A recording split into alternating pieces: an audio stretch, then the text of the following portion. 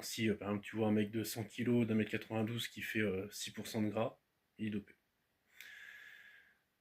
L'indicateur en fait enfin, c'est 25, la limite du dopage. On dit 26 aujourd'hui parce qu'il y a tellement eu des cachets qui aident en même temps, ou alors une diète meilleure, une connaissance du physique qui font que, mais à l'époque de Schwarzy c'était 25.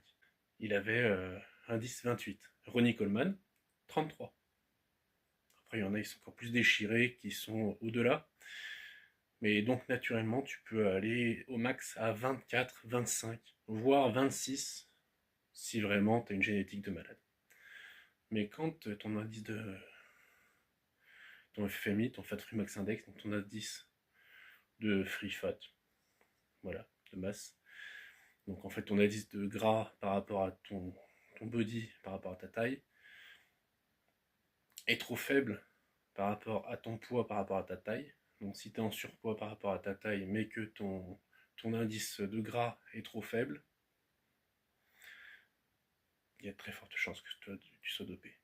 Et ça fait chier, parce que tu vois sur les réseaux, les gens ils font même des vidéos où ils sont là, ouais, je pense que en voyant qu'il a des boutons, des machins, tu peux voir quand tu as des trapèzes hypertrophiés alors que tu as des petites épaules et des petits pecs, tu te dis, ah là, mis à part s'il fait de la gym à très haute intensité qui nécessite un trapèze super important, il n'y a pas lieu que tu fasses des trapèzes avant les épaules et avant les pecs. Enfin, avant le dos, du moins. Si le pélo il a pas de torso, il a pas d'épaule, il a des triceps de malade, enfin des triceps, des trapèzes de malade, c'est fini. À côté de cela, c'est surtout au niveau du gras du ventre. Quand tu vois ils ont une peau très fine, des abdos ultra apparents, et qui font 100 kg pour 1m80, hop là, on est reparti. Dans l'idée, j'ai encore parlé trop, j'ai pas parlé de l'essentiel. En fait, je me fais un auto-suivi sur cette chaîne à la con là, que je vais faire. Bon, s'il y a 3 pélos qui viennent, bah, je vous apprends le FFMI, je pourrais vous apprendre d'autres trucs.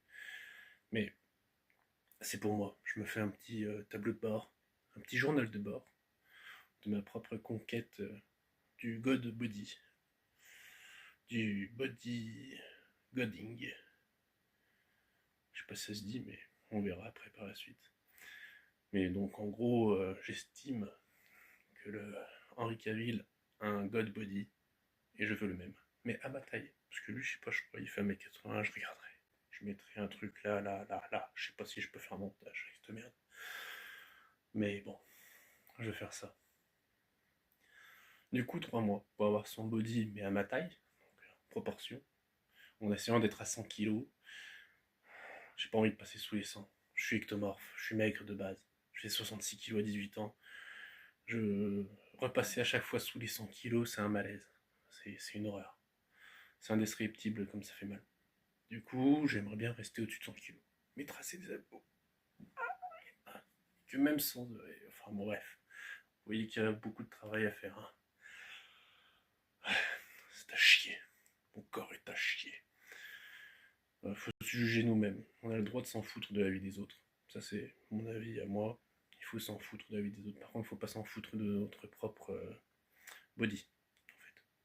Si les gens te disent que t'es gros ou que t'es maigre, c'est une chose. Tu prends l'information, tu la traites.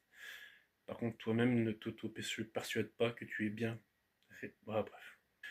Mais dans l'idée, 3 mois pour avoir le corps, mais à ma proportion de Cavill, dans Superman ou dans The Witcher. Donc, plus boire une goutte d'alcool, plus fumer une cigarette. Les autres substances, j'en prenais pas de toute façon. Donc, j'ai pas besoin de. Eh, j'ai de la chance de pas être tombé dedans. Sinon, je serais déjà mort, je pense. Et manger un petit peu mieux. Encore plus protéiné. Ah. Yeah. Qu'est-ce que je voulais faire en plus? Ah oui, faire des abdos. Des abdos, des abdos, des abdos. Puis des tractions. J'aime pas les tractions. Mais il faut que j'en fasse. Parce que là, j'ai ça. Et je sais pas vraiment les exercices pour travailler correctement cette merde. Du coup, je vais faire des abdos dans tous les sens. J'ai eu les 8 packs plusieurs fois dans ma vie. La fois où je les avais le mieux, c'était à 21 ans, quand je faisais 91 kilos sec pour mes 92. Après 2 ans à faire de la musculation comme un connard, 1h30 par soir et 3 heures le samedi, 3 heures le dimanche. J'avais jamais de jour de pause. Et je faisais le haut et le bas du corps comme un connard, bêtement. Des abdos, à mettre des poids ou au bout de la 3e rep, j'avais l'impression que ça se déchirait et ça s'est déchiré. Donc j'ai tabassé les abdos. J'avais les 8. Magnifique. Par contre, ben, un beau matin, plusieurs matins d'affilée, je me rends compte que quand je me lève, j'ai une poche qui s'est installée à côté du sexe, tout simplement. T'as la droite et la gauche, c'est l'aine. Et ça protège, enfin, ça fait partie de la ceinture abdominale. Et quand tu pousses trop, bah, ça pète. Dans ce cas-là, t'as tout qui ça pousse en dehors du corps. Donc ça te fait une poche qui se remet à plat quand tu te couches. Et ça, c'est bénin.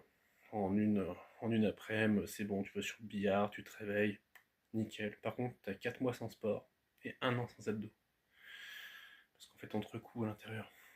Et ça, bah, en fait, c'est un enfer parce que quand t'es ectomorphe, bah, tu perds du poids rapidement. En moins de 2 mois, j'avais perdu 10 kilos. Et ce qui est moins que mes futurs records. Mais là, c'était pas volontaire, on va dire. Et c'est surtout 10 kilos à rien foutre. Parce que t'as pas le droit de faire du sport. Donc, même pas courir ni rien. Le simple fait de rire, ça me faisait extrêmement mal, ça me tirait. Ça me tirait surtout, c'était très dérangeant et psychologiquement parlant, ça te fait flipper. Du coup, 1 an sans abdos, en plus de ça, 4 mois sans sport total, tu prends du bide. Pour la première fois de ma vie, j'avais du bide, j'étais content, à 80 kg pour mes 92. Alors que j'étais sec à 91 ans. C'est vraiment le côté rapport poids-densité par rapport aux muscles et au gras n'est pas pareil, c'est du 1 pour 3 à peu près. Mais du coup, ça fait toujours.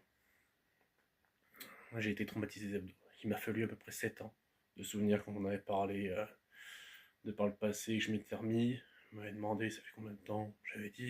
J'avais estimé que c'était à peu près 7 ans que j'avais arrêté. Donc à 28 ans, j'avais dû reprendre les abdos à peu près. 27-28 ans. 6-7 ans. Mais en faisant gaffe. Plus du tout avec les mêmes charges qu'à l'époque. Parce que t'es flippé. T'as pas envie. Et en plus, quand t'es en prise de masse, bah, tout faire tout exercice qui te font perdre du poids, c'est chiant. Après, tu prends en masse, mais tu prends du gras, donc c'est chiant. Donc tu repères. Après, tu perds de la masse. Tu traces les abdos, t'es content, mais tu perds de la masse, donc c'est chiant, c'est bien en même temps. Le juste milieu, je l'ai pas. C'est pour ça que je vais essayer à 100 kg. Donc là, je suis à 104. Je vais me peser après. Mais voilà. On va faire ce petit truc. Mon petit journal de bord. Chaque semaine, je vais me faire mon petit récap avec un petit body. Donc là, je l'ai fait à l'arrache. On verra comment on se présente soi-même avec soi-même. Comme j'ai dit, s'il y a un pélo ou un gadget qui tombe sur la vidéo, eh ben, prends les conseils. Puis après, tire-toi vite. Je peux chier.